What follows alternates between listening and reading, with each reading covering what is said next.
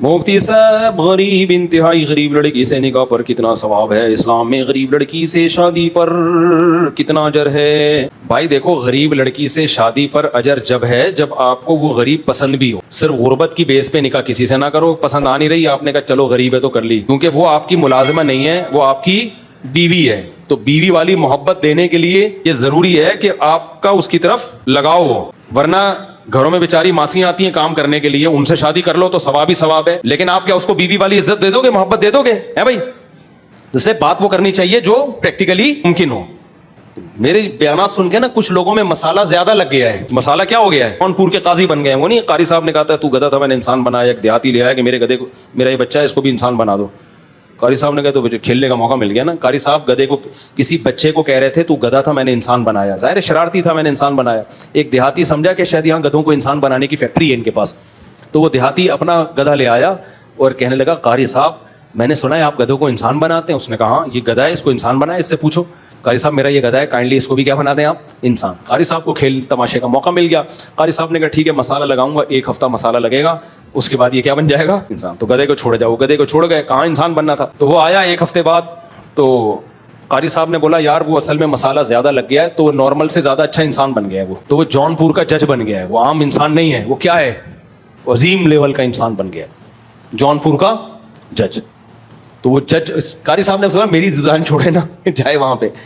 تو یہ جونپور گیا، جج صاحب بیٹھے ہوئے آرڈر فیصلے کرنے. پہلے اس نے جا کے جج کو بلایا، ہوش ہوش، وہ آ نہیں رہا. پھر گھاس لا کے اس کو جج کو یوں کر کے دکھا رہا ہے. جج نے بلایا انسان کا بچہ بن، کیا کر رہا ہے؟ توہین عدالت کا کیس کروں گا. تو کہتے ہیں انسان کا بچہ تو بن، تو گدھا تھا، وہ تو تھوڑا مسالہ زیادہ لگ گیا، اپنی اوقات پہ آ جاتا. تو میں جب 4 شادیوں کے فضائل سناتا ہوں نا، کچھ لوگوں پہ مسالہ زیادہ لگ جاتا ہے. تو وہ کیا کہتے ہیں، بہت غریب لڑکی سے کرے، اچھی بات ہے، کسی غریب کو سہارا دیں گے ڈبل ثواب ملے گا. لیکن صرف سہارا نہیں ہوتا نکاح میں، آپ نے اس کو بیوی والی محبت بھی دینی ہے. پتہ چلا آپ نے کہیں بھی بیچاری کوئی غریب اٹھا کے لے آئے جھگی سے، آپ ڈیفینس کے تھے، لے آئے، اب آپ کا دل اس طرح مائل نہیں ہو رہا تو لڑائی لڑے گی. وہ آپ سے پھڈے کرے گی، بولے گی میں تو یہی بیوی ہوں. تو آپ کہے کہ تو نوکرانی ہے، تو وہاں سے جھگی میں رہتی تھی. وہ کہے گی پھر نہیں کرتے شادی، اب تو بیوی ہو نا. تو جب بیوی بن گئی تو اس کے ساتھ جو آپ کا ایٹیٹیوڈ ہوگا وہ کیسا ہوگا؟ وہ پھر شوہر والا ہوگا اور وہ بیگم ہوگی. وہ جب افورڈ نہیں کر سکتے تو پھر وہ کام کرو نہیں. سمجھتے ہو؟ تو اچھی بات ہے غریب لڑکیوں سے شادی کرو، زیادہ ثواب ہے، لیکن اس میں اٹریکشن ہو. آپ دوسری شادی پہلی بیوی سے چھپ کر کرنا، اور پہلی شادی کو چھپانا کیسا ہے؟ وقتی طور پہ چھپا لے تو کوئی حرج نہیں ہے، کیونکہ جب پکڑا جائے گا تو کرنے ہی نہیں دے گی، وہ پٹ جائے گا. خام ہمیں دولہا بنا ہوا میں نے پٹتے ہوئے دیکھے ہیں، دولہا بنے ہوئے پٹتے ہوئے دیکھے ہیں لوگ، اور دولہا بنے ہوئے بھاگتے ہوئے بھی دیکھے ہیں دوسری شادی میں. تو اس لیے کرتے ہوئے بے شک چھپا لو، لیکن چھپا کے رکھنا ساری زندگی یہ ٹھیک نہیں ہے. اس کے بڑے سائڈ افیکٹ. جو کام ہو گیا سو ہو گیا. ابھی کل ایک بندہ آیا دوسری شادی کی ہوئی، اب پتہ چل گیا پہلی بیوی سے جھگڑے ہو رہے ہیں. تو وہ کہہ رہا تھا مجھے کوئی طریقہ بتائیں میں دوسری کو پہلی کے سامنے یہ شو کر دوں کہ میں نے دوسری کو چھوڑ دیا ہے لیکن طلاق نہ ہو، کوئی ایسا تدبیر بتائیں.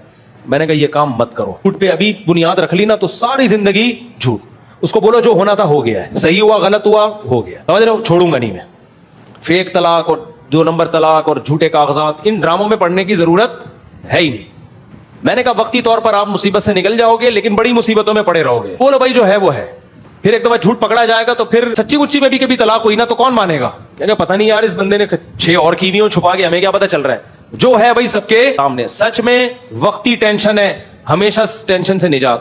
جھوٹ میں وقتی طور پر انسان ٹینشن ریلیز ہو جاتی ہے لیکن ہمیشہ کے لیے مصیبتوں میں اس کی زبان پر اعتماد ہی ختم ہو جاتا ہے. جو ہے بھائی سب کے سامنے ہے. کسی سے ادھار لے کر کاروبار وغیرہ کرنا کیسے بہت اچھی بات ہے، تو ادھار لے کر ہی کاروبار کیا کریں تاکہ کاروبار میں پیسہ اس کا ڈوبے. میں ادھار لینے کے خلاف نہیں ہوں، دینے کے خلاف ہوں. میں کس کے خلاف ہوں؟ اگر آپ پوچھتے کسی کو کاروبار کے لیے پیسے ادھار دینا کیسا ہے تو میں کہتا کیسا کیا، آپ جا کے اس قاری صاحب سے مسالہ لگواؤ، کیونکہ آپ ابھی تک انسان بنے نہیں ہو، آپ کو پتہ ہی نہیں ہے. تو لے کے تو جتنا مرضی لگائیں ڈبوئے، اس کا نقصان ہے، آپ کا نقصان نہیں ہے.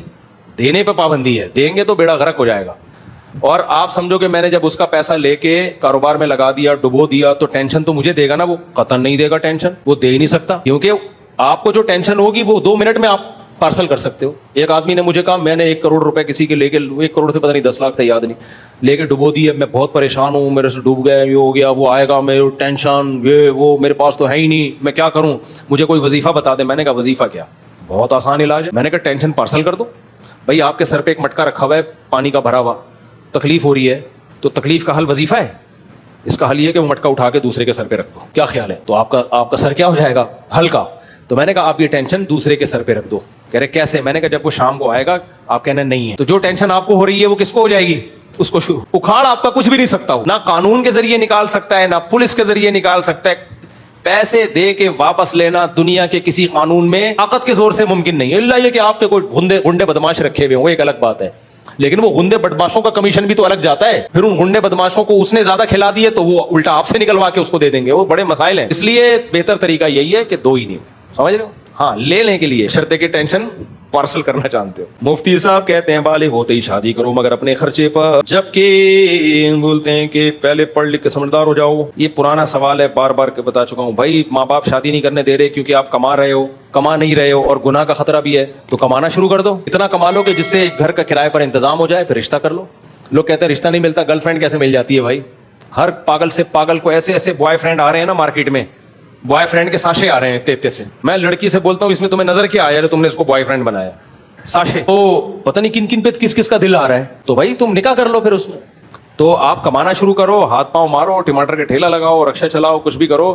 یہی جو یہاں رکشا چلانے کو عیب سمجھتے ہیں, ٹماٹر بیچنے کو, ہوٹلوں میں کام کرنے کو, یہی لندن امریکہ جا کے سب کچھ کر رہے ہوتے ہیں. پڑھ بھی رہے ہوتے ہیں, صبح یونیورسٹی میں جا رہا ہوگا, شام کو آ کے ایک صاحب نے مجھے بتایا کہ میں پڑھائی کرتا تھا کراچی میں, میرے ماں باپ پیسے نہیں دیتے تھے. کہہ رہے میں صدر میں جا کے نا, پہلے کہتے ہیں صبح جاتا تھا یونیورسٹی کوٹ ٹائی میں, نہا دھو کے پرفیوم لگا کے زبردست. شام کو کہتے ہیں میں بھیس بدل کے صدر میں جاتا, بنیان پہنتا اور کوئی پھٹی ہوئی کوئی شلوار یا پینٹ, اور وہ لنڈے کا نہیں بنیان جو اٹھا کے ہر ماہ 20 روپے 50 روپے, خیر ایسا بیچ رہا ہوتا تھا میں. کہہ رہا اس طرح میں نے پیسہ کما کے فیسیں بھری. آج اس بندے کی میرا خیال 15-20 لاکھ روپے تنخواہ ہوگی, دبئی میں بہت اونچی پوسٹ پر ہے. اور کہتا ہے پھر میں نے وہ لوڈنگ کا کام بھی کیا, ٹرک میں نہیں مال لوڈ کیا جاتا. کہہ رہا ایسا رومال باندھتا تو لوگ سمجھتے تھے یہ پرانا مزدور ہے, اٹھا کے مال لوڈ کر رہا ہوں ٹرک میں, یہاں بھی دہاڑیاں لے کے. لوگ محنت کرنے والے سب کچھ کرتے ہیں, پیڑے کھانے والوں کا دنیا میں کوئی حل. لیکن اس آدمی نے محنت کی ہے, اس طرح سے کما کے پڑھا بھی ہے. میرا خیال ہے 15 لاکھ بھی میں کم کہہ رہا ہوں, زیادہ ہی ہوگی. پھر سوٹ ٹائی اس نے سنبھال کے رکھا ہے اپنا کہ اسی میں. تو کیا کیا لوگ محنتیں کر رہے ہیں. آپ چاہتے ہو کہ بس ہر وقت بیٹھے رہو اور جو ہے نا اوپر سے نوٹ برسنا شروع ہو جائیں, اور پھر 4 بیویاں مل جائیں آپ کو, شادیاں بھی ہو جائیں اور پھر بچے بھی ہو جائیں. تو وہ شیخ چلی والے کام ہیں یہ, جو جس نے انڈوں کا ٹوکرا گرایا تھا. تو محنت کرو اور کماؤ.